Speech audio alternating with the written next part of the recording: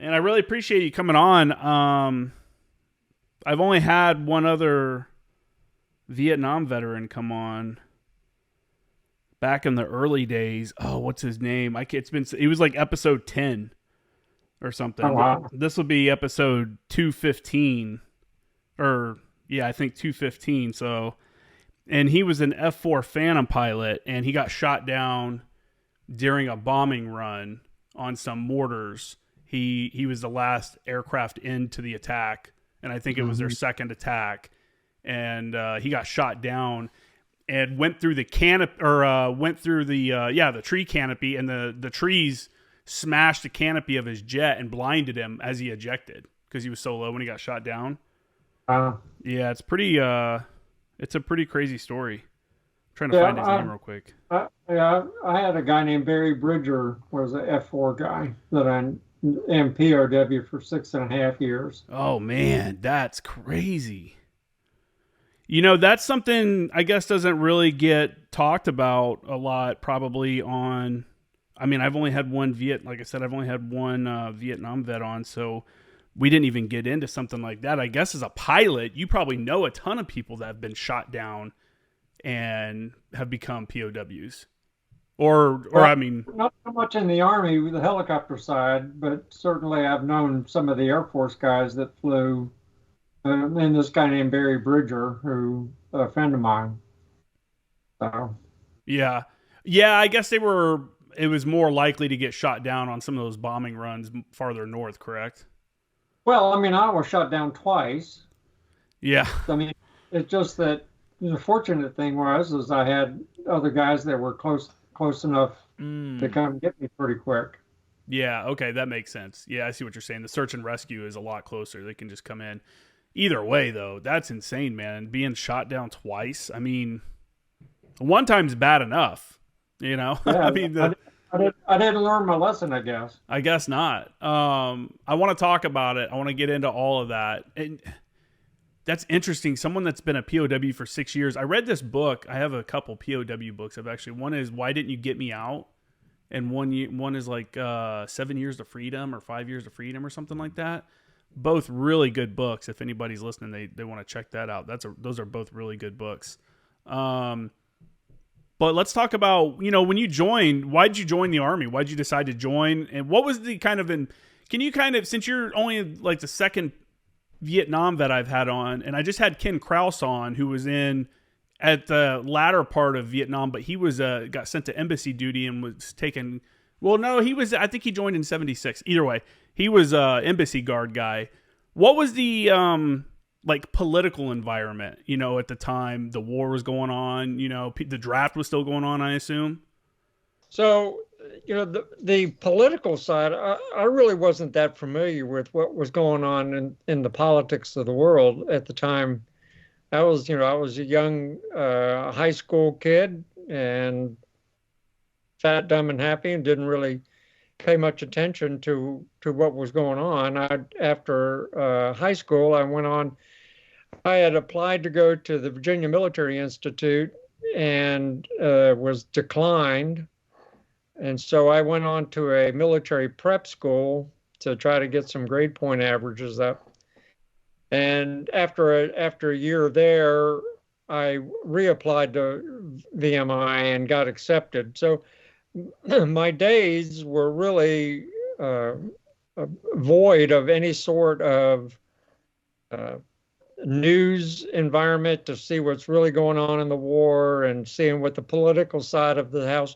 It wasn't until I watched the Ken Burns series on the Vietnam War that I really get to fully appreciate what was really going on at the time. So I didn't really get that. I mean, I knew about Kent and I knew about a little bit and a little bit of this and a little bit of that, but that really wasn't my really about a lot of interest.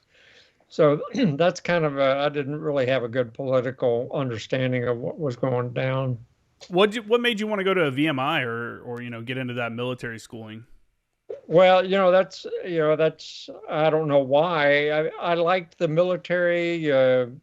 My dad was not in the military. He during the World War II he was a merchant marine, And so as soon as the war was over, he was out. So we really didn't have a military background, though we did live in a military town in Virginia Beach. Was a huge military influence with the air station that was close, Oceana Naval Air Station, as well as the Norfolk um, Naval Base. Those were all very close, and I just got that interest, and I think we had a neighbor that had gone on to VMI, and it was a good school, and I think my parents may have talked it up somewhat. So I think that that kind of intrigued me, and that's what kind of led me down that path. My first indoctrination to military lifestyle was with the prep school after I finished high school, because I graduated from a regular high school Mm-hmm. and went on to a military high school as a postgraduate, and that was my first indoctrination to drill and ceremonies and parades and that kind of stuff. Yeah. Now, had you not gone to VMI after high school, what are the odds that you would have been drafted? Oh, pretty high. I mean, yeah, the draft was going on pretty good. So I would have been selected pretty quick. So obviously I had a school deferment when I was going to school, Mm-hmm. uh, to the prep school as well as the VMI while I was there. But as soon as I left, my deferment was taken away. But I had already made the decision to enlist. Now I left VMI after a year and a half. So I did not finish at school at VMI and graduate. So I was in the class of 71, but in the spring of 69 is when I left the school and enlisted into the Army. The Army at that time had a program called High School to Flight School. So if you were a high school graduate and could pass the flight aptitude test and a flight physical, you were selected to go to flight school. And so I heard about that program, and while I was at VMI, and I really wasn't doing very well academically there as well.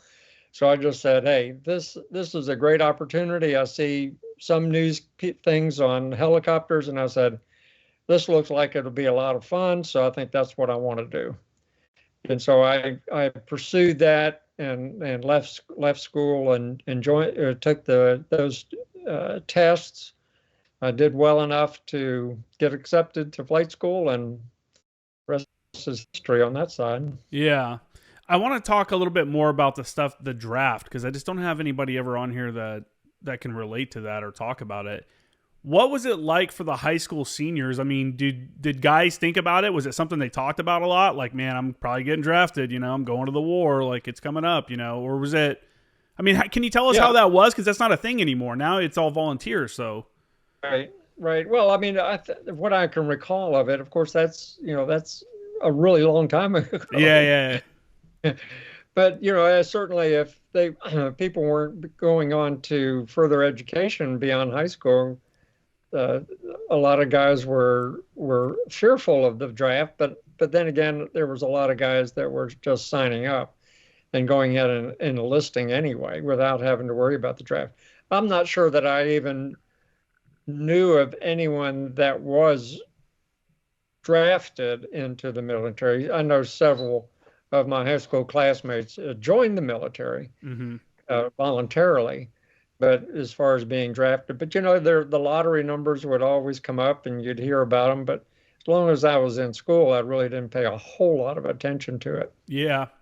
Yeah, I guess that makes sense. Man, the anxiety though, if you're not in school and you're just waiting, because they would do it once a week, right? Yeah, I don't know how frequency the lottery numbers were pulled up, but yeah, it was. Uh, it was, of course, the war was going on, and they needed bodies over there. Yeah, I mean, it was a hot and heavy time in the history for sure. for sure. So tell us about this high school to flight school program. You join, you go to boot camp. Where'd you go to boot camp at? At Fort Polk, Louisiana. Man, that place is horrible.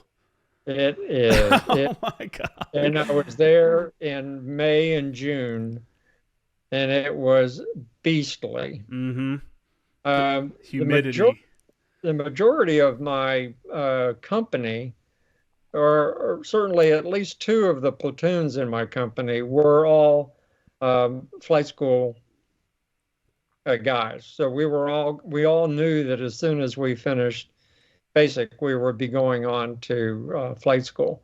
So there was a small group of us that were in those two platoons that kind of segregated us out a little bit. So, but I mean, we still did basic training like everybody else. We did the KP and we did bugle sticks and we did the drill and ceremonies and blah blah blah. I mean, we did them all. Mm-hmm. The interesting thing is since a lot of those guys had not had any military background up to that point. I mean, like I had uh, the military prep school, and I had 18 months at VMI. I knew drill and ceremonies pretty well, and I knew how to handle a rifle and parades and all the other drill and ceremony stuff that you would do with a rifle.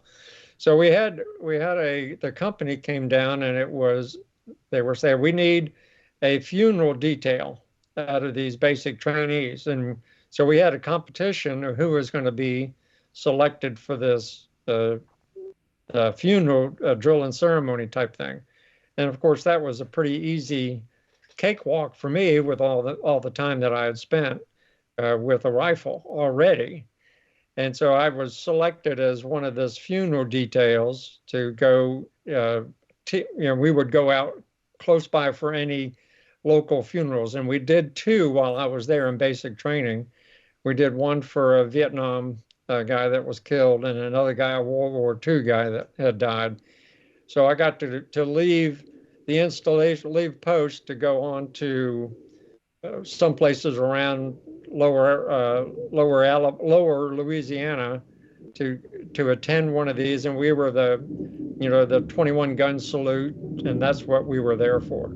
So that was kind of an interesting break during basic training. But basic training for us was the same as any other basic training for anybody else that was coming into the Army. That's interesting that you got to leave and they had you guys doing funeral details. I will say, probably the best people for marching are the dudes right out of boot camp, or basic training, because, once you get to your unit and stuff, like all that kind of falls to the wayside, except for the occasional like retirement ceremony or something like that. So I guess that's not that bad of an idea to pull those kind of guys out of there. That's funny. Yeah, it was a good little break. Yeah, that's weird. I mean, was it weird going and doing a funeral detail and knowing like, man, I'm going into the Army right now? Like, it's a reminder of how serious the business is. Yeah, certainly the Vietnam guy, because the family was still pretty young. The World War II guy, most of the family were older and didn't have such an impact. But the one for the Vietnam, because we all knew we were going. That's where we were going to be assigned after flight school. Mm-hmm. So there was no question that from once we completed our flight training that we would be going over to Vietnam. Yeah, it hangs heavy. Knowing. I mean, I guess when I joined the Marines, it was like I'm probably gonna go to Iraq. It was it wasn't unknown. It was. Yeah, you have to know when you're doing it during that time frame, especially if you have a job like that. Like being a pilot, the dangers there. Joining infantry. I would see guys occasionally that would join combat arms jobs and then they didn't want to deploy. They'd be like, no, one guy was really scared to deploy. We ended up sending them to Japan and sending another dude that wanted to go, that hadn't gotten a deployment in yet. But it was kind of weird. It was like, why would you join? This is all volunteer. Like no one forced you to be here and you picked this job field. Like you picked artillery. Right. Like, why did you do that?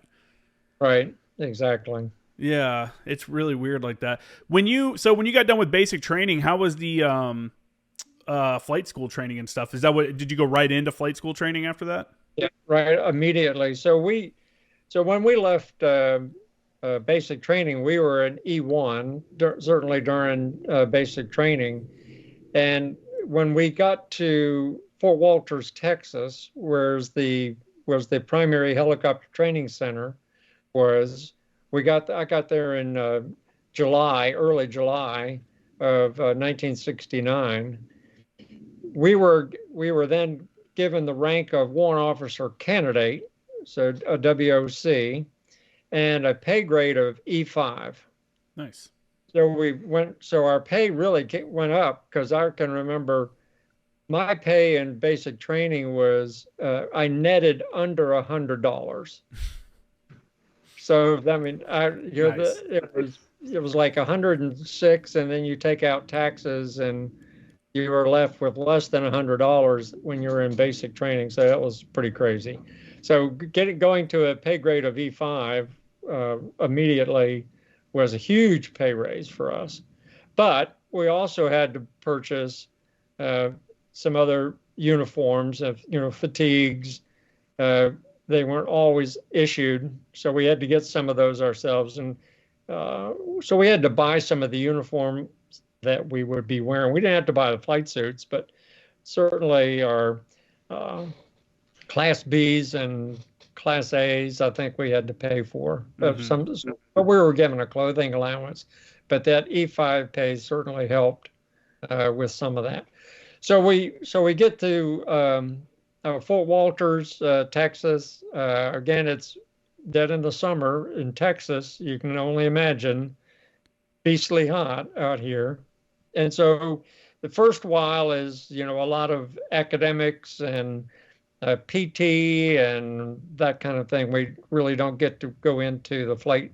You don't get to get into the helicopter on day one. It takes several weeks before you're indoctrinated. I think 3 or 4 weeks before we even go out to the flight line. Mm-hmm. And then you're flying this tiny little two-seater. It was called a TH-55, which is just a tiny little bubble of a helicopter. Now, some of the guys that were taller were put into an UH-23 or TH-23. And it was just a little bit bigger cockpit area for the taller guys. But me, I was in this little TH-55, and when you're sitting in that thing, it's just there is no room between the two of you. You're shoulder to shoulder, and your other shoulder is outside. So it's really a width of two people. So that was kind of fun. And then you learn how to hover, and then you start to do little traffic patterns, and you get better, and you do some cross-country navigation and night navigation, and you do some solo flights and so forth. So it was 5 months long. So it was pretty good, pretty intense. Were your instructors guys that were coming back from Vietnam? Some of mine was primarily he was a civilian, so he worked for the Southern Air. Is the Southern Airways was the contract for the military flight instructors out there. So I did have a TAC officer that was in our walk company. He probably had been to Vietnam. But I don't remember really talking to him much about any of that stuff. And, he's trying to be the badass guy. And, he's really not one very approachable where you can go up and have great conversations with. He was there to be the disciplinarian and get you squared away. So my flight instructor was, his name was Pink Slip Sergeant. His nickname was Pink Slip Sergeant. His last name was Sergeant, but the name Pink Slip, a pink slip while you're in flight school is an unsatisfactory training ride. So if you were graded on each day you were in the cockpit, you were graded on your abilities, and so if you had a white slip, you're doing okay. But if you got a pink slip, it was an unsatisfactory something. You've done something you didn't, that you did something unsafe or whatever the case may be. And but this my flight instructor had a reputation of handing out a lot of pink slips. So, He's trying to make you but good though. Do you appreciate it afterwards, or do you think he was being overbearing?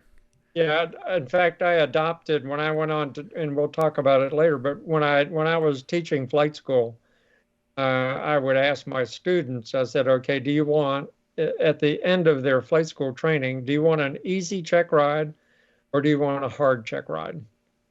Well, they all obviously the obvious answer is I want an easy check ride.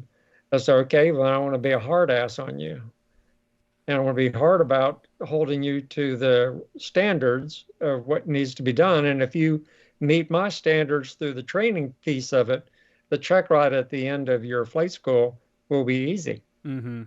And so, and the same thing reflective back on him, Pink Slip Sergeant, he was the same way. If he was hard and held us all to the standards, then at the end it would be easy. Yeah. So, and really you have to in that kind of job. There's no room for relaxed standards. Those rules are written in blood. People don't realize that there's a lot of mishaps on the air side. Obviously, we see them all the time, even and now, this day and age, and mishaps on the ground side too. right. So yeah, you have to be hard on people. It's not being hard on people; it's holding them to the standard is the better way to put it. Like you said, because the standard's there for a reason. Especially in these when you're doing these dangerous jobs. I don't know. Some people don't get it, and it's frustrating. Or they want you to be a little relaxed on them, or it's like, man, sometimes like this is a nice guy, but man, it's just not this job isn't for you, And there's probably I remember one time I had a gunny, we had a sergeant that was going to re-enlist, and he's like, I will sign your re-enlistment if you lap move. He's like, you can't be in this job anymore. He's like, I just don't. You're a good dude. I just don't. You're not good for this job, and that's what he did. He lap moved over to an MLG to a logistics job. Yeah. But he was straight up with them, and it was like, and more people ought to be like that, because if you don't, that's how you end up with poor results in the end. You get people that shouldn't be in leadership positions and stuff like that. He was trying to save our life because he knew where we were going, and if we didn't have the piloting skills that were necessary when we got over there, when we started getting shot at, then he hadn't done his job. So yeah, the holding us to the standards was really saving our lives. What was the hardest part of the training for you? Well, certainly hovering was, I don't recall anything during the flight training difficult. Uh, uh, the hovering was always fun when we first start to hover, because a helicopter is a, a, a machine that wants to crash. It does not want to fly. You have to make it fly. And that got to be fun. But I don't think that it was any aspect in the flight training that I think was anything particular difficult, at least not that I can recall. Mm-hmm. I didn't say it was easy. It was just all equally difficult. Yeah, I mean, it was, with good instructors, you got through it. And, when you first do your first solo, that's kind of like a little pucker factor, because you're up there now you're in the helicopter by yourself, and you don't have the luxury of having an instructor beside you. And the weight differences now, you notice your 200-pound flight instructor is no longer sitting beside you. So the helicopter flies a little differently, but you compensate, and you're a little nervous about the first couple of times you go around the pattern to make your landings. But yeah, it was all good. I loved it. How long before you go from the training helicopters to the Hueys? Well, as soon as you finished the 5 months at Fort Walters, you went on to Fort Rucker, which is now called Fort Novosel. But it's Fort Rucker for me because that's where when I went to Fort Rucker.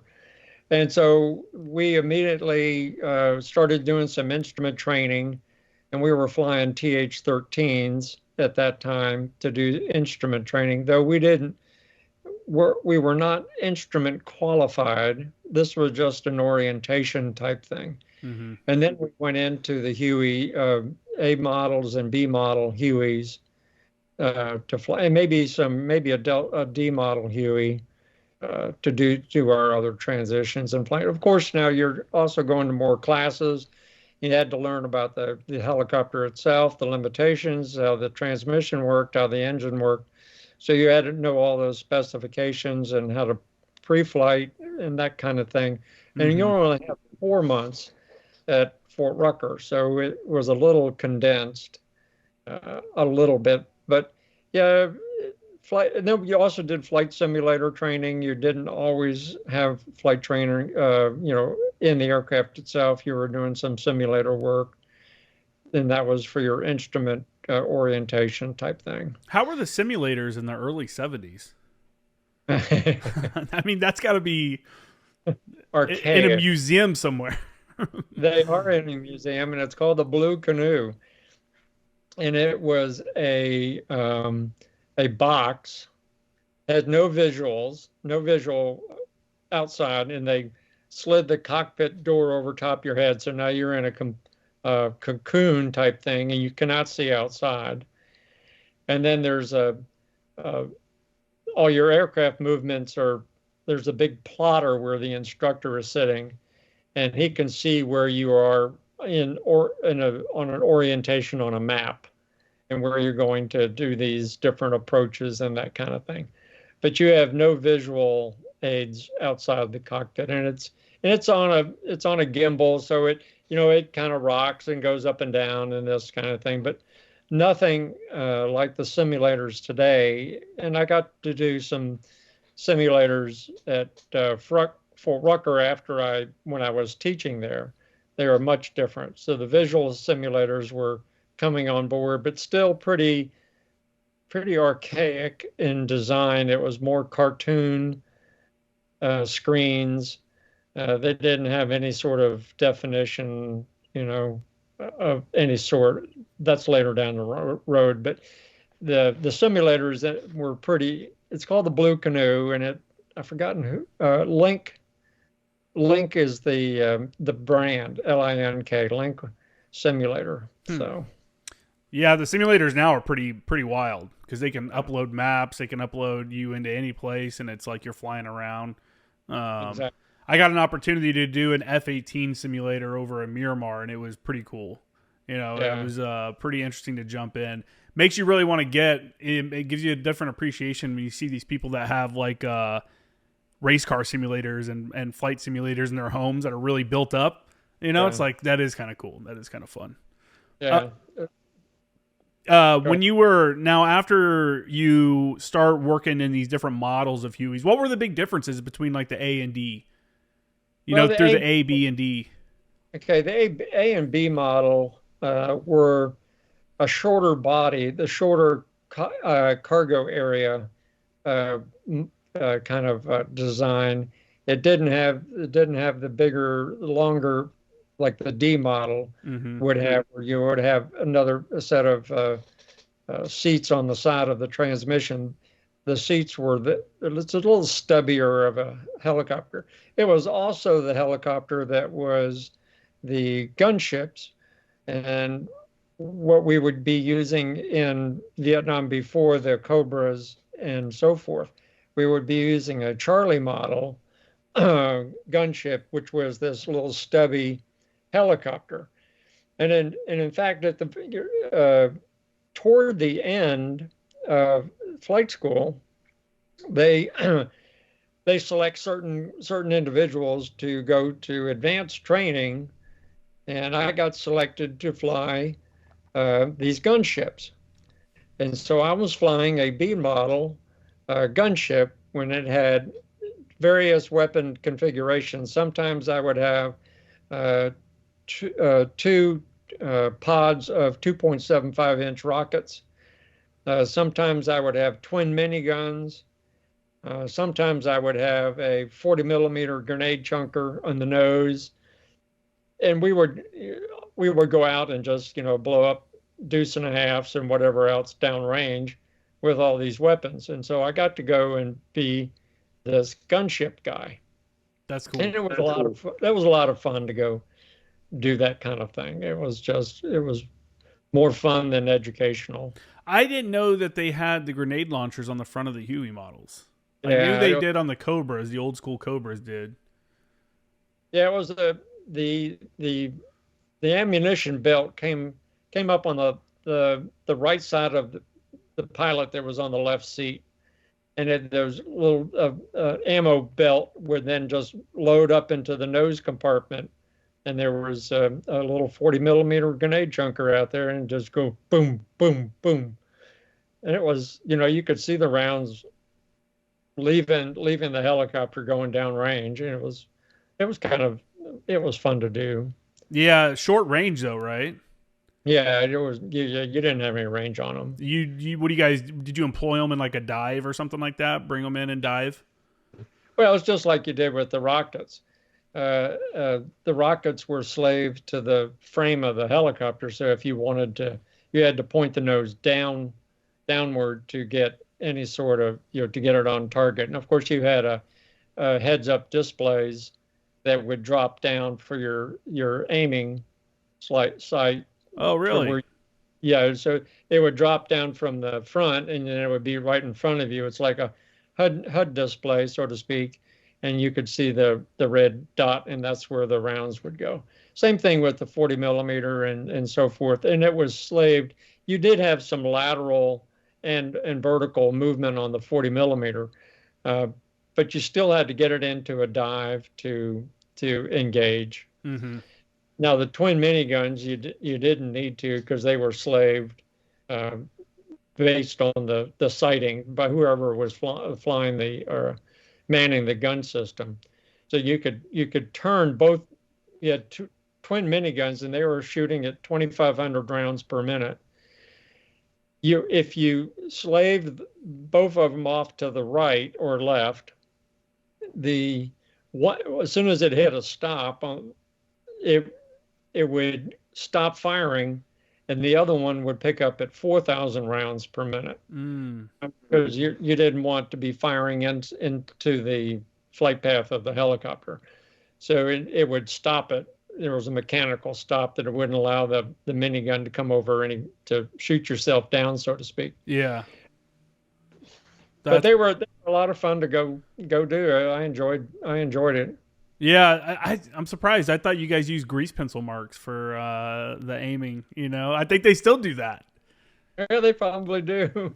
Yeah, that's what I mean. All the Huey guys I've talked to, they're like, yeah, no, you count the rivets and then you go, that's my grease pencil mark. And then they shoot one rocket and then adjust from there. Yeah, yeah, that makes sense. That's pretty awesome.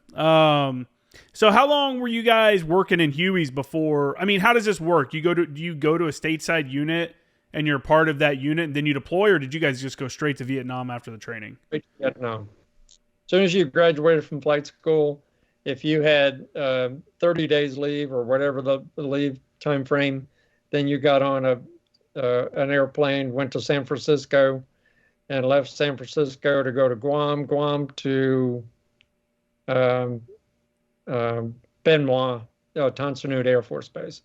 No, there was no other unit between the end of flight school and Vietnam. The reason I say that like that is, I guess, is because during the Global War on Terror, we deployed as units for the most part. The whole unit would go together and then come back together. Whereas there, the units are permanently in Vietnam, right? And you're just rotating through the unit. Yeah. The one thing I forgot to mention is that during the flight school, we were graduating about 250 aviators every 2 weeks. So there was a lot of aviators. There was about 125 warrant officers and about 125, I call them RLOs, real live officers, commissioned officers, graduating every 2 weeks. So we're doing about 500 a month. And they're all going to Vietnam. 95% are going to Vietnam. What was the 5% that didn't go to Vietnam? What would they go do? Some went to Korea. I mean, they still had some other, and some went to Germany. It's just that. I wonder if they were happy or sad that they did not get to go to Vietnam. I bet it was a mix. I don't know any of those guys that went to those other places. Everybody that I knew went with me. Yeah. So Did you feel like you were ready? When you were getting yeah, ready to ship out?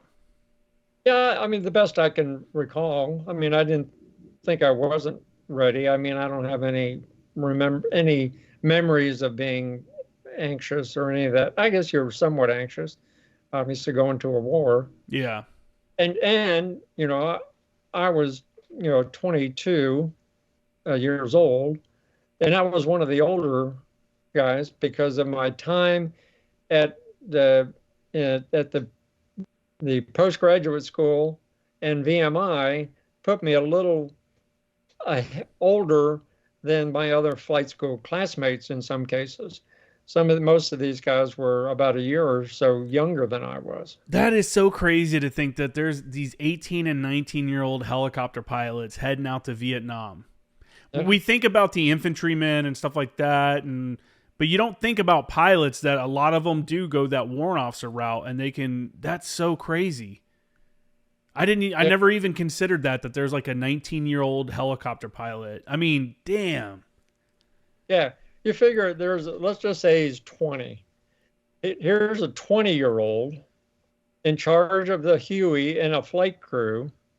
And the flight crew, the medic and the crew chief in the back are probably average age of 19. Mm-hmm. The other pilot is probably 20. If you have a commissioned officer, he's probably college educated, so he's probably 23, probably. And you're in charge of this multi-million-dollar helicopter flying in a combat zone. You just try to picture that 20-year-old that's walking around the street today and say, "Hey, could you be a helicopter pilot?" I don't think I don't even trust him with my car. Toss him the keys, like, here we go. Yeah, I was partying when I was 20. I mean, I was not any. I mean, it would have been cool if someone would have offered a gig like that. But man, that's so crazy. Yeah, I never considered that. It's funny because when you watch movies too, all the pilots and everybody in movies are all like 30s and 40s or whatever. And it's like, dude, no, all these people are actually in real life 18 to 26 probably. Yeah, and we're fat, dumb, and happy, and we're invincible. We're never going to be hurt or killed. Certainly not. I mean, we're just full of spunk as a 20-year-old. Mm-hmm. It's the insanity of some of that. So when you rotated into Vietnam, how does that work? Tell us how, if for Afghanistan, you would go from here to maybe another place in the U.S. and you'd fly to Kyrgyzstan and you'd be there for a few days for just some classes and transit. And then you'd fly into Afghanistan to one of the major airports there, Camp Leatherneck. And then if you were going farther, you would get on a helicopter and then fly forward to your FOB, COP, patrol base, wherever it is that you were ending up at. Well, it's similar in some respects. So as soon as we landed at Tan Son Nhut Air Force Base, which is just outside of Saigon, we were put on a bus and bussed over to a place called Long Binh, which is where the 21st Replacement Battalion was. So the 21st Replacement Battalion is where everyone is housed up in these barracks type things and you get some indoctrination. You're there for 2 or 3 days, maybe. You're this, that, and the other, and this is where you're going to get your assignment for your unit. So they after my 2 or 3 days there at the 21st, I'm right beside this helipad with all these Dustoff Hueys we're going in and out of. So I mean, I was seeing these Hueys all day, all night. I mean, we were on the approach end of their little runway. They came up to me and says, "Okay, Mr. Petersen," he says, "So we have your assignment. You're going to be a Dustoff pilot." And I said, "Oh, no. Time out. I'm a gunship guy, remember? Because I had flown gunships in flight school. I said, I'm a gunship guy. And they said, "Oh, no, Mr. Petersen, you're a Dustoff pilot." And so off I went to that unit that was right across the street, the 45th Med Company, to fly Dustoff, just like that little helicopter right there and on my shoulder. Yeah. And that's where I was assigned. Now, a lot of the other guys were assigned to other helicopter units, and they were, sent out on either a helicopter came and got them and took them, or they got on a C-130 if they were going all the way up north to the DMZ area to fly up an I-Corps. But my unit that I was being assigned to was the 45th Med Company there right at Long Bend, which is right across the street from where we were. Was there like a desirable place that you could go? Was there a known unit, like this is the best place for action, or this is the best place for no action, or not that I knew. I mean, not that I recall. you're just working your way through the system? Yeah. And, in retrospect, I am really glad that I got to fly the Dustoff and not the guns. The Dustoff mission, which we'll talk more about, but the Dustoff mission was so meaningful and so purposeful and so rewarding that I was allowed to do that. And that was really pretty powerful. I'm certainly have no regrets at all being assigned to a Dustoff company. Well, let's talk, before we talk about that, I forgot to ask if you did any kind of SEER training, because you were shot down twice, so we're going to get into that in a little bit, but was there any kind of training prior to Vietnam, if that happened? Yeah, in flight school, they have the survival, escape, and evasion course. And you go to a couple of classes, and and they show you all of these booby traps that they're using in Vietnam and so forth. And then they said, okay, we're going to send you out now as a small group, and your job is to get from point A to point B, and it included night navigation and that kind of thing. And then you have all these TAC officers and all these other guys that are there. They're the enemy, and they're looking for you, and they'll try to chase you down or whatever. So there is some a little bit of training of survival, escape, and evasion, but it was only for a night. I mean, it wasn't anything that we're going to be going for days on end. Mm-hmm. It was, okay, this was an orientation. This is what you need to do if you get shot down and there's nobody there to pick you up. You got to go do this and do that. Be careful of these booby traps and so forth. It was a very weak orientation, I'll say. Yeah. So now let's fast forward back. You're in Vietnam. You just got assigned to the 45th. You said 45th Medical Unit, correct? What's it like going there? Did they work, like, ease you into it, or is it like, welcome to the show, man? Let's get it. You're on the next flight. Yeah. Here's your hooch, and there's your bunk. Throw your stuff there. You have an orientation ride in the morning, just to get into the cockpit, get qualified in an H model Huey, and we're going to take you around, show you the area to checkpoints that they're coming in and out of, and then they put you right into some missions as a co-pilot. So, I mean, yeah, there wasn't any gradual thing. It was pretty quick and fast, hard and fast. How were these Hueys different than the ones you'd been working with already? Well, the H model had a stronger engine than the D model or the other models. It was a standard Huey H model. So it was a single engine, not the twin engines that the Navy had. So it was a single engine Huey H model. But again, it had a larger engine in it, had a more powerful, especially during the heat when you're carrying a lot of people. We needed that. So, do you remember your first flight? Not so much. And in fact, the first time, and we haven't got there yet, but there's only a handful of the entire 10 and a half months that I was there that certain missions stand out, and they were predominantly the ones that I was the aircraft commander on. Mm-hmm. For the most part, though there were some that I was Peter pilot or co-pilot. Yeah. But you were thrown into the mix right away. They didn't sugarcoat it. They had a job to do, and you were there to fill a seat and do it and learn, so that you could, as that aircraft commander rotated back, then we had more aircraft commanders to fill the slots. So, How long were you there before you would become an aircraft commander? How long would that normally take? usually 3 4 months, 3 or 4 months, about just shy of halfway through. Um, and then when you finally become aircraft commander is when you then get your own call sign. So like on that coin that's behind me, my call sign was Dustoff 34.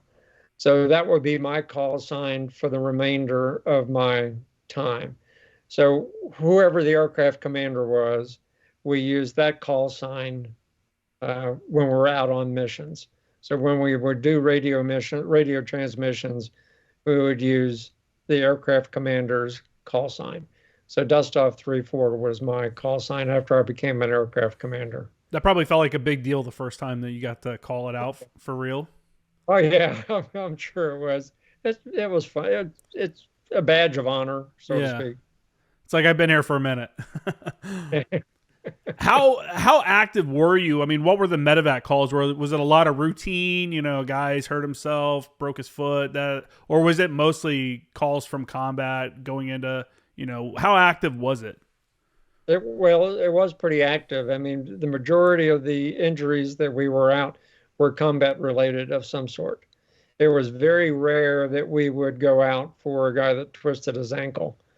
If he twisted his ankle, we weren't coming out there to pick him up to take him to get a Band-Aid. Mm-hmm. The majority of our missions were all combat related. Uh, the gruesomeness of any war is there. I mean, the legs being blown off, the hands being blown off. I mean, it's just horrendous injuries, and that's the preponderance of it. And now you have to understand that we not only supported the Americans, we supported the South Koreans, Mm-hmm. we supported the New Zealanders, the Australians, the the Vietnamese army, the Vietnamese civilians. We supported all of them. We were not, our unit, even though we were at the 45th Med Company under the 44th Med Brigade, we weren't locked in to only supporting one unit. Mm-hmm. Okay, so if the CAV unit, first CAV, was, they had their own dust-off. They called them medevac. So medevac supported first CAV. They didn't do the wide range of other patients that we did. We were out there with the Australians and the Koreans and the whatever, whoever called for a medical evacuation helicopter in my AO, we were sent and go to do that. And now we had a lot of helicopters. We're just not talking about one helicopter going out at a time. We're talking 6 or 8 on missions continuously.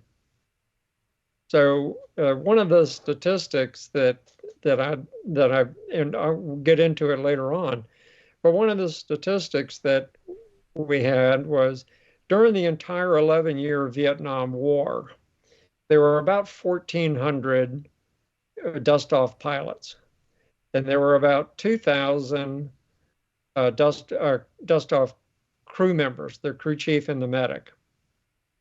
So a crew for a dust-off helicopter was a crew chief, a medic, and 2 pilots. That was the crew, and we were unarmed. We did not have any weapons. We had a personal weapon for the patient's protection. We were not allowed to engage in an offensive manner with the enemy, strictly in a defensive role to protect the patient. So just that picture. So the 3,400 of those dust-off crews, that total crews, 3,400, evacuated 900,000 patients in the 11 years. You just take 3,400 and 900,000 is a huge impact. That's crazy. Now, what I like to bring to the point though is let's take of the 900,000 that we evacuated, let's take one guy out of that 900,000, the one guy that got to come home because of something we did. He got to come home and have a family, who then had a family. So the impact is not 900,000, it's multi-millions internationally. So the impact of the 3,400 is actually many millions of people that are around today, or potentially as a result of the 3,400. Mm-hmm. So again, we were the Koreans and the Australians and so forth. So the impact is much greater than what is led to believe by a statistic. Yeah. That's pretty. I mean, that's quite a bit, right? Yeah. It's pretty intense. I mean, that means you guys were out quite a bit, and that means when you're out, you're probably a lot of times picking up multiple patients at a time. Yeah. Can you walk us through a day in the life of a Dustoff pilot that has missions going on? Yeah. So what we did is our home base was there in Long Binh, and that's where our company headquarters, and that's where we have our main billets and things were. But we had 4 remote sites that were out. One was down in Tan Anh, Swan Lock, and Nui Dat. Those other 4 places, we would go out there at 4 days at a time and stay there and work that area of operation. So we could minimize the flight time from the home base all the way down to the upper 4 Corps. We would already have a helicopter that's in that AO doing those missions. So we would spend most of our time working those different AOs. So Tan Anh is one Tan Anh and Swan Lock were both the ones that I seemed to get pulled into. And so Tan Anh, we had this was down in the flat, then down in the Mekong Delta area.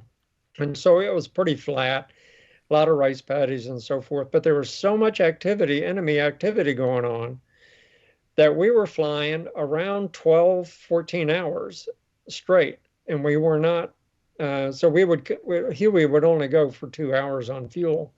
So we would go back to the Tan Anh, we would refuel, go back out and back and forth. And what we would do is, as these missions came across the radio, we would take a grease pencil. And that was funny. Someone asked me what a grease pencil was. But anyway, we would take our grease pencils and we would write on the windshield, we call it a windscreen, write on the windscreen the missions. And so we would have 3 or 4 at a time on the windscreen, going from one place, dropping them at a medical facility, going to the next one and the next one and the next one.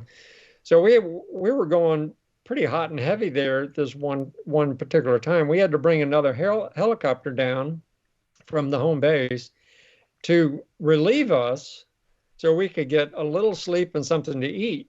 And so they were doing 12 and 14 hours. We would do 12 and 14 hours. And we did that just continuously for 4 days.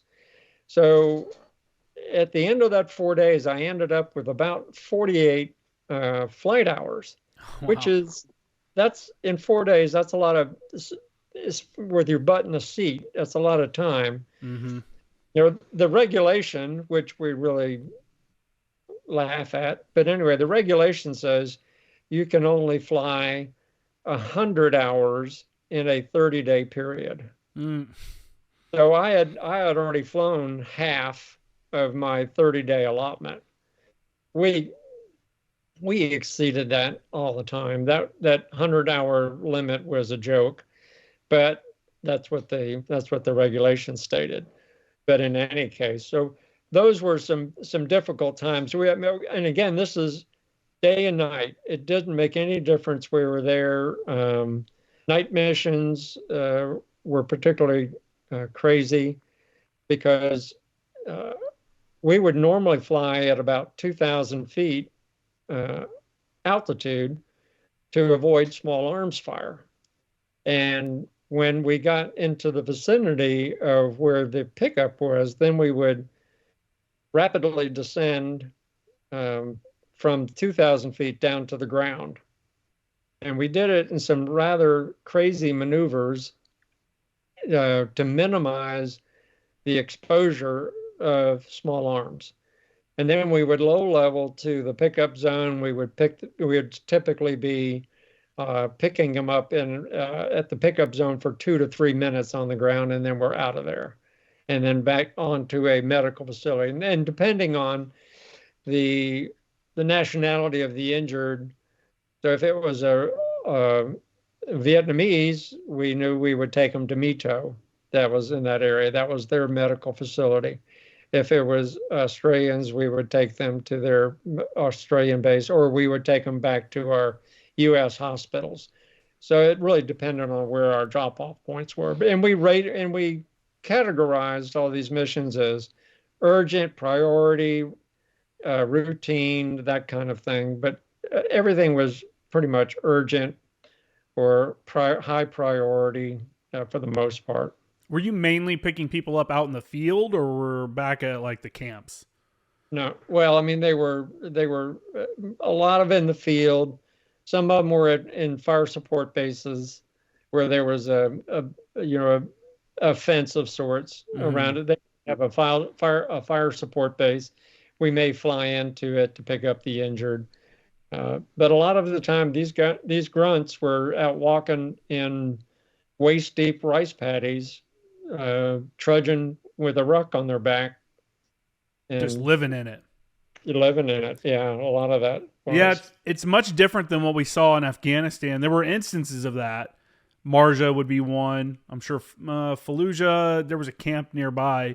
But once it became like a ongoing war, we had camps and we would establish like patrol bases. You know, you weren't out for a week-long patrol. You'd be out for a few miles or something like that. Or, you know, it wasn't like you were out doing that kind of thing. Except for those instances like when they were pushing through an area deliberately.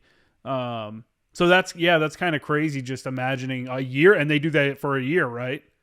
That was a standard deployment? Standard tour was a year, and of course, there was a lot of guys that extended and stayed for 2 years. Yeah.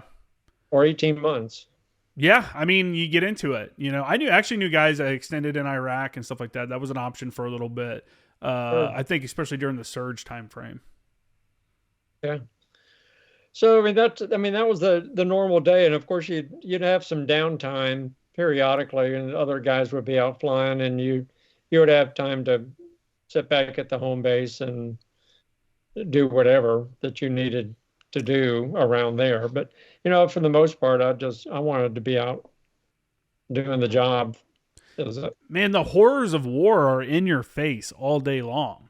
I mean, that's just, you're seeing the worst of it. I always said I would never want to be a corpsman or a medic or anything like that, because you're just dealing with, the traumatic effects of war all day long. And it's like, that just does not sound, I mean, the reward is, like you said, saved lives and stuff like that.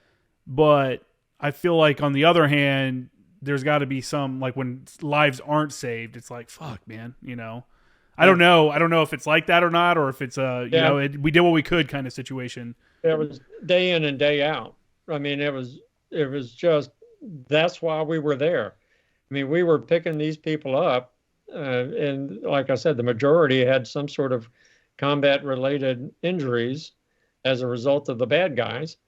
And it got ugly. I mean, obviously our job, the two pilots in the front, our job was to find the location where the injured was, get down there as quickly as we could, leave there as quickly as we could once we got the patients on board, and get them quickly to a hospital or a medical facility. That was the job of the guys in the front. The guys in the back, the medic and the crew chief, Their job was to do the first aid and treatment the best they could to save these guys' lives. And so periodically we would look over, and you would see the carnage of war. I mean, that's every day and every, almost every mission. We Mm-hmm. got to see that, and it was just absolutely horrible. Is it weird? Did you ever get kind of used to it? Do you get like to a point where it's just that's your day, that's your life, so it becomes another. Not that I don't want to say, I don't want to put it like that because it feels like I'm minimizing it, which I'm not. But you know what I'm saying? Like it becomes Yeah. routine almost, and it's one of those things that you don't realize becomes kind of routine until you're not around that anymore, and you're like, man, we did some crazy stuff. Like that was. Well, I think we had to compartmentalize a lot of that. Yeah. We had we had to. This was what we were doing. We can't let the ugliness affect what we're doing to get, to go from point A to point B. We had to get them and take care of them as quickly as we could. So I'm thinking we did somewhat not minimize it, but certainly, or get used to it, because I don't think you're going to get used to it because it's just the way it is. But we had to do this mission, and doing the mission was saving the guy's life that's in the back, and we just had to go do it. We couldn't get ourselves uh, wrapped around our heads and try to overthink this. Mm-hmm. We just get out there and go and take care of it. Can you tell us about the first time you were shot down? Yeah, that was first time was kind of, this was early in my time that I was there.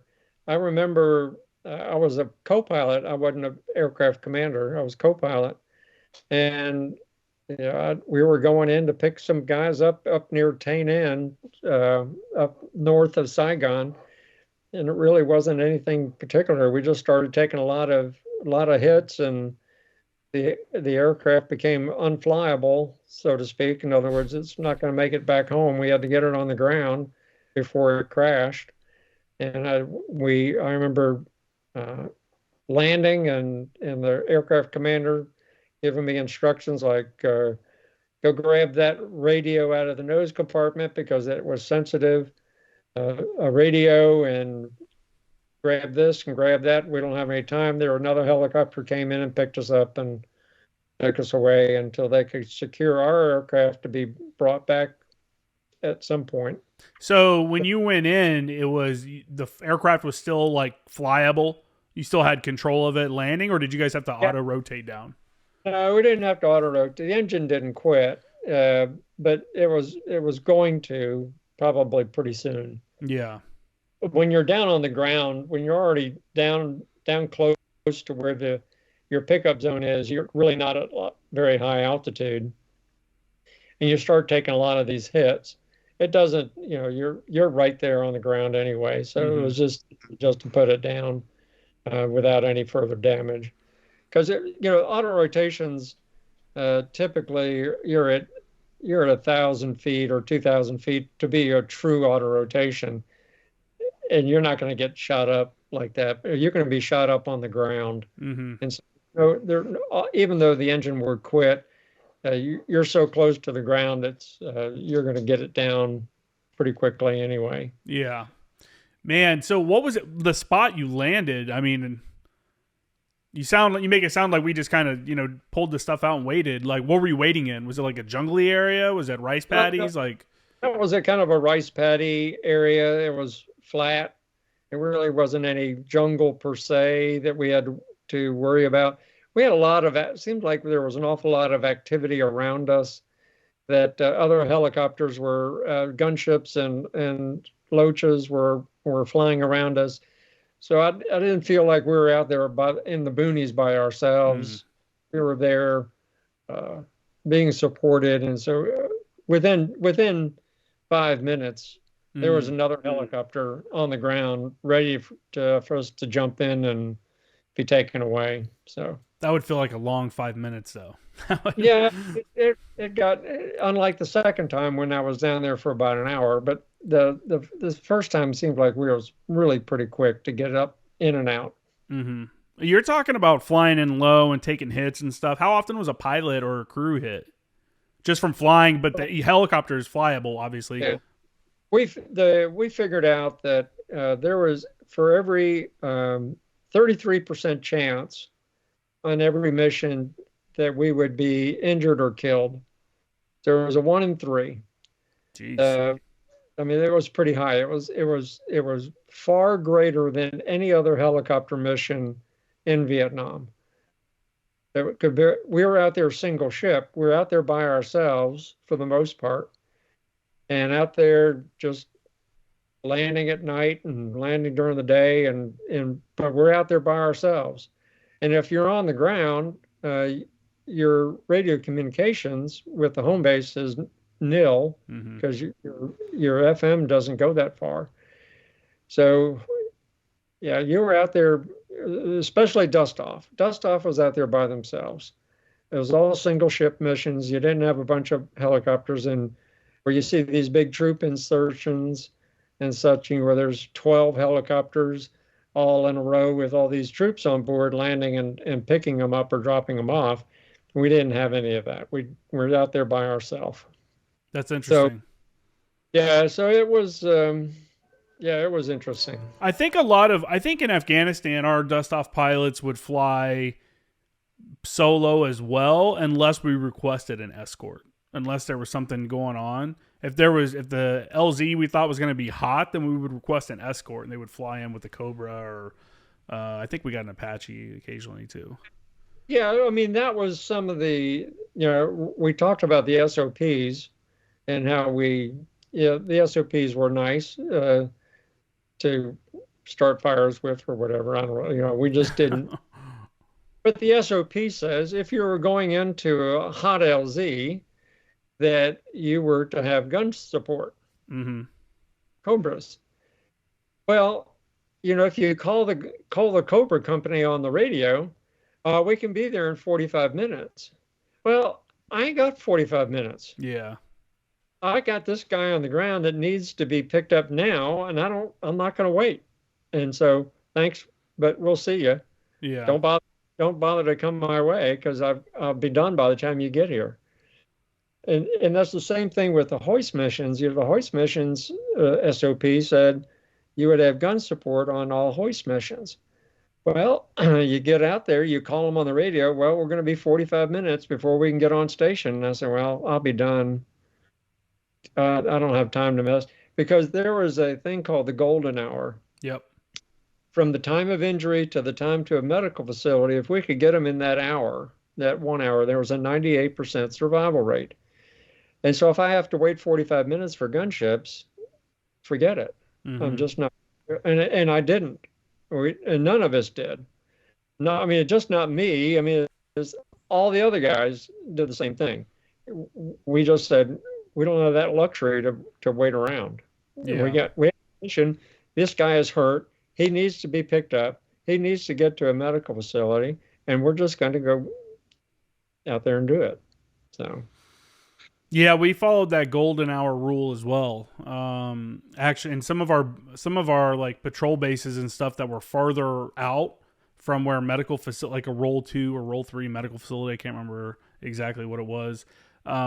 We would sometimes there would be smaller bases that medevac pilots and like Cobra pilots would come in pre-position, and they would be there in case they know this area is hot and it's farther out, so that way they're starting closer. So every day, one of the sections or one of the teams from the crew, from the ACE, from the air side, would fly out. That was their duty for the day. Fly out to that outer little what do you want to call that? Remote airfield. There's a word for it. I don't remember. Kind of like a FARP kind of deal. And they would just chill there all day, and then at the end of the day they would fly back to the main camp, and then the next day another crew would come out to try to maintain that golden hour for guys that were farther out, away from the major facility. Well, that's what we were doing with those 4 standbys. We would go out there for 4 days at a time. And our living conditions out in these remote sites were really not of our choosing. Some of them, we had one out in Swan Lock that it was a Connex container. And so we slept, there were some bunks, some cots out there, and that's where we slept. We're in a Connex container. It was a fire support base, and that's where they had us bunked up while we were out there. So, I mean, it was just now Tan An, that was a Navy riverboat base, and the Navy riverboat base, and so the Navy had a nice cot area was a big tent. At least we had, a little some ventilation going on, and the food was good with the Navy, of course.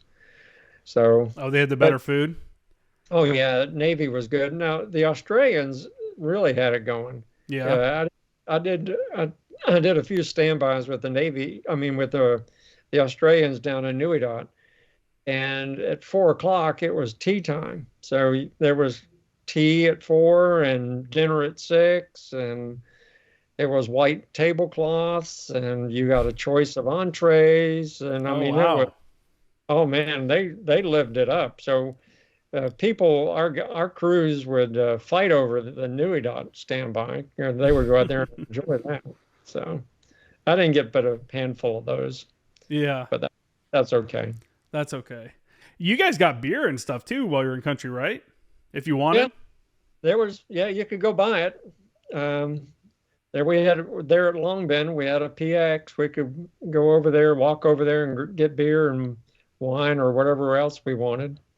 And of course, uh, we didn't drink while we're on the flight status, but I mean, on the flight schedules, I mean, we would drink when we weren't.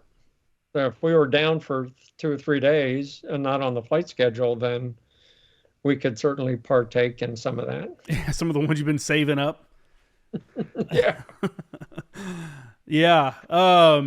That's cool. Yeah, we didn't get to drink. They had ice cream machines though. Okay. On like the main bases. That was like a thing. Or they had ice cream that I don't know. The food was actually pretty good, unless you were like at a patrol base or where they were just had like the mess, like the field mess kitchen kind of deal set up. And then if you were doing that, when we did that and sang it was like, here's your scoop of stuff on rice kind Right. of deal. It was like, please, someone send me a care package so I don't starve out here. Yeah. Yeah. Yeah, that's cool. I haven't read too much about the Australians being in Vietnam. I should look into that. I have heard some about the Rock Marines, the what do they call them, Blue Dragon guys, because I was with First Anglico, and First Anglico had Subunit 1, and they had guys attached to that Blue Dragon brigade, and Yeah. did a lot of their close air support and stuff. Yeah. The Koreans were bad. Those guys were crazy. That's what all the Anglico guys would talk about. That's what the Vietnam guys are always like. Those dudes are wild. Yeah, that's for sure. They were like, they don't want to fight them as much because they're pretty hardcore. And I was like, oh, okay. I've been trying to get, if there's a Subunit 1 guy listening to this, I'm trying to get one to come on the show. I'd love to have one on to talk Yeah. about it. But yeah, it's such an interesting thing, man. How long between that first shoot down? So that one was earlier on and your second one was later on? Yeah, the second one was in December of 1970. So I'd been there for like 6 months, 5 or 6 months, and it was a hoist mission. So the hoist missions were 7 times more dangerous than any of the other missions we did because when you're sitting duck, you're hovering above the jungle. You've lowered a cable down into the jungle with a jungle penetrator where they can strap the patient onto, and then you hoist them up on a cable. So you're sitting there for 30 minutes on average, and there's nothing. Oh, I you mean, hover for that long? That's how long yeah, you would do? Wow. yeah. In my mind, I thought of it being way quicker than that. That's Oh, crazy. no. No, by the time you get there, and you find exactly where they are because it's hard to see them in the jungle. Yeah. And you lower the cable down, and by the time they figure out how to use the jungle penetrator, strap a patient on, and you bring them back up, it's 30 minutes. So this one mission, the second time that I was shot down, this is the one the TEDx talk that I gave is about. The we were hovering around trying to find exactly where they were. We had a pretty good idea, so we were about maybe 50 yards from where I thought they were, and we flew directly over top of the VC. He opened up with his AK-47 and just opened up right directly underneath us. Now, again, we're hovering around the tops of the jungle. We're only 5 feet above the treetops. So he just let go, and we took 25 hits, and a lot of those were at engine oil and transmission lines and so forth. So as I mentioned in the TEDx talk, things rapidly change. This was even before we were able to get the cable down into the jungle.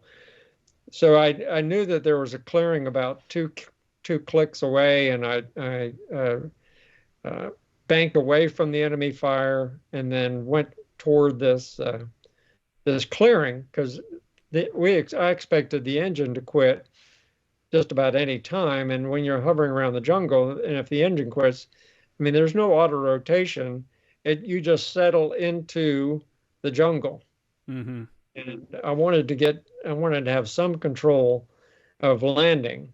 And so about 2,000 meters away, I was able to get the helicopter down on the ground. And within, 10 minutes, maybe, we had some APCs circling around us, good guys. And we had some other helicopters that heard my mayday, and they were up circling around us. So we felt pretty secure where we were. I wasn't worried about the VC, but again, when I picked that landing spot, I didn't know if it was with good guys or bad guys. Yeah, for sure. The only choice, and that's where we had to set in.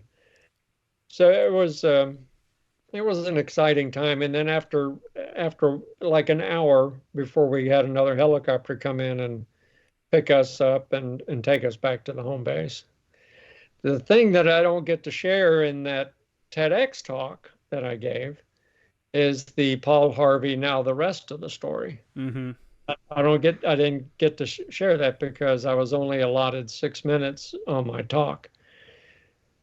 As soon as I got back to the home base, I got another crew. My co-pilot wouldn't go back with me, so I had to get another co-pilot.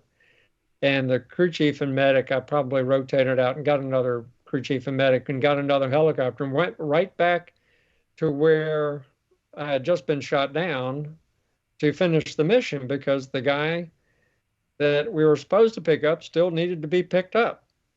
And so we went back out there and pulled the guy out and came back and without any further incident. I was going to ask if you got a day or two off after you got shot down, but I guess not. Well, not that day anyway. They'd be like, "Hey, bud, here's a beer. Go sit on your cot for a little bit and decompress from that." Well, that's wild. That's crazy. Yeah. You go right back out like that.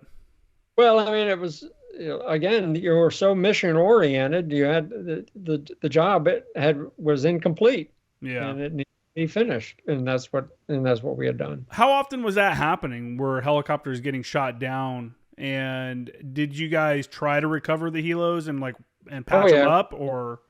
Oh yeah. So as I was flying back out on that mission to pick up the injured on that after I was shot down, I had actually passed. The Chinook had my helicopter and a sling load and was bringing it back to the unit, and I was going back out. So I just kind of passed my own helicopter as I was going back out. Yeah, once they secure the area, the Chinooks would go in and pull that out if it was salvageable. And mine was only, like I said, had a bunch of bullet holes in it. But for the most part, the engine was still good. It hadn't quit, and transmission was okay. We had to replace a few lines, oil lines and fuel and hydraulic lines, but for the most part, it was okay. Patch up with a little duct tape, and you're good. Yeah. Now, at the beginning of the show, you had mentioned that you knew a guy that was a POW. Yeah. Can you kind of relay maybe some of his experience or people that you may have known that have gone through that? Because I think that was like a notorious time for POWs in Vietnam, especially the Hanoi guys. I mean, obviously got messed up, but there was a lot of guys that weren't held in North Vietnam too, that were held in the jungles, right? Well, the guy that I'm referencing was in the Hanoi Hilton for Okay. 6 years. That's so So crazy. yeah, he in fact, there's a book out that talks about his experiences, and it was since I know him personally, I went to chatted with him a number of times, and he grew up in Kansas, and he was a big bird hunter, loved to bird hunt, and he could do bird calls. Hmm. And so he did all these he would, while in the Hanoi Hilton, he would do these turkey calls, and he would do all these other calls to drive the guards nuts, thinking they were actual birds in the cells somewhere. And of course he got tortured and beaten uh, tremendously about that. But he just loved screwing with them by doing these daggone bird calls, and he's really very good at it. And but he would talk about some of the torture that they experienced, and then the tap codes that they used to communicate with each other, Mm-hmm. how they came up with that system. And it's just it was a horrible time in his life for sure. Uh, but but there's a friend of mine helped him write this book about his experiences. What's the book called? Um, I'll have to I'll have to send that to you. I don't remember exact. It was written in a leadership style book, Hmm. but it talks about his experiences. I don't have it at my fingertips, but That kind of stuff is just so crazy to me because it's like I personally couldn't see being able to do something like that to another person. You know what I'm saying? Like sit there and torture them for information or whatever, and it's just crazy that there's like people out there that would do that. And then also that there's people out there that survive that, and then they talk about it. Like I said before, Ken Krause is on the last episode, and he was held in an Iranian prison after they overran the embassy. And he said not only did he get tortured, but they made him sit there and watch as they tortured Iranians. And I mm, was just like, dude, that is just like medieval, like that's yeah. so crazy. So and they had nicknames for these uh, guards and the people that did the torturing. They had all these nicknames for them because they were constantly being berated, and they, having their shoulders popped out because they're restrained with their arms behind their backs, and Yeah. kneeling on bricks and for days at a time. It was the atrocious that his description, but he talks at it pretty much as not nonchalant, but not so uh, degrading, even though it was degrading. He just said this is the way it was, and we just kept our wits about us the best we could. Yeah. Yeah. It just happened. It's just one of those things. Yeah, it's so crazy. One of the guys I can't remember which book it was that I was talking about earlier, that Why Didn't You Get Me Out, or I think 7 Years to Freedom. One of them talks about when they first got captured, or sometime when they got captured, I think they made the guard mad or something like that, and they would stake them down in the jungle. They would tie their arms and their hands down in the jungle at night because all the mosquitoes would come out, and just let the mosquitoes just eat them up all night. And I was like, man, that is just so miserable sounding. That's so crazy. So to kind of switch gears away from that though, you said you did 10 months in Vietnam. You didn't do a full year, or how did that work? The my unit was standing down, so it was being returned home as a unit. And so with the detachment that was coming in to take our place, they didn't want, with 6 weeks to go on my rotation, they didn't want to reassign me to the new unit for a short period of time, so they let me come home 6 weeks early. Wow, that's a good deal. Yeah, that was. I didn't argue with them. And you got to come home with everybody that you were there with, right? Well, I mean, You said the unit stood down and they came back together, or some of them. Some stayed. Some stayed to go to the new unit. Some transferred to other units because they weren't close to their DROS time, so they went on to new assignments and things. So yeah, it was. I don't know who else came back with me, but that's the only reason I didn't do a full 12-month tour. There is nothing worse than being like halfway or 2/3 through your deployment and finding out something major is changing, like you're going to a new unit or something like that. Because you're in a set pattern, which may be bad. It could be complacent, but you know your job, the people, the area, and now you're getting a new command. You're getting new guys in the middle of a combat zone. That is not ideal at all. Yeah. And there's some days that I wish I had extended and stayed with that unit or stayed with the new unit to continue with the mission. But, 22 years old, I mean, what do I know? It was time to come home. So I was 23 when I came home. So. All of that and just you've been shot down twice and you hadn't even turned 23 yet. That's crazy. How long did you stay in the Army afterwards? 20 years. You did a full ride, huh? Full ride. And they didn't send you back? No, well, the war was over. The war ended in 1973 for the Americans. Okay, so you were on that first wave of people coming home and not going back? Yeah, so I came home in 1971, and so 1973 is when the last Americans left. Okay. Yep. So I went on to Fort Bragg, North Carolina, and I flew Dustoff at Fort Bragg for 3 years. So nice. Now, something that's always kind of interests me about pilots when they retire from the military or they get out of the military is some of them fly all the time and they go get a pilot job and they do all that, and some people never get back in a cockpit again. What are you? Did you fly any afterwards?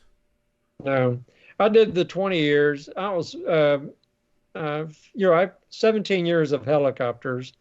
Then my last 3 years, the Army sent me to fixed wing school, and I was flying fixed wing out of Fort Knox, Kentucky, the VIP, their commanding general. Oh, that's a good gig. So flying a King Air C-12. And that was really a good assignment until I was coming up on my 20-year mark and time for PCS. And they were saying, well, we're going to send you to Colombia or Central America to fly a military intelligence C-12. And I said, I don't think so. Yeah, I did my jungle time. Retire. And, I really wasn't interested in the airlines because I didn't have that much fixed wing time. I didn't have a airline transport pilot's license that I could fall back on. Some of these guys did.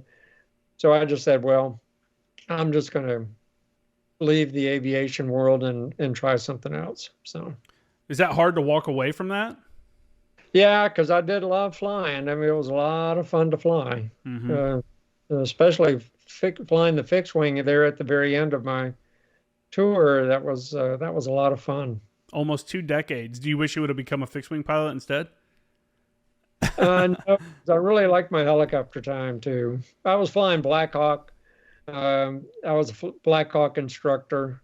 I enjoyed doing that, and then fixed wing. So those were some good times. That's an interesting time to be have a career in rotary wing aviation because there's so many changes in technology, upgrades, engines. I mean, we're still flying Hueys now, but they're not the same. I mean, you're talking 4 blades, multiple engines, like can keep up. Actually, for a while they were outrunning the Cobras, until the Zulus came into play.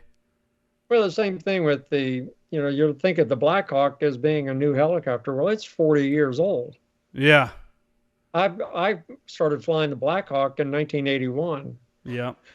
And now that was an A model Black Hawk.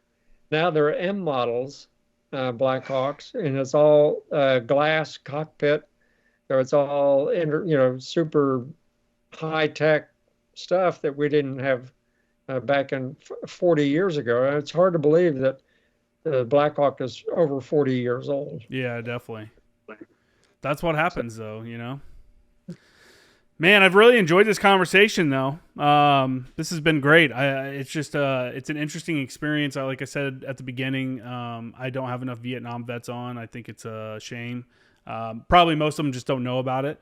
But I think it's an interesting story that people should know. It's an interesting time. Obviously, there's like heavy opinions on both sides of that conflict, but you were just a 19, 20-year-old dude going out and doing your thing. So I don't know, man.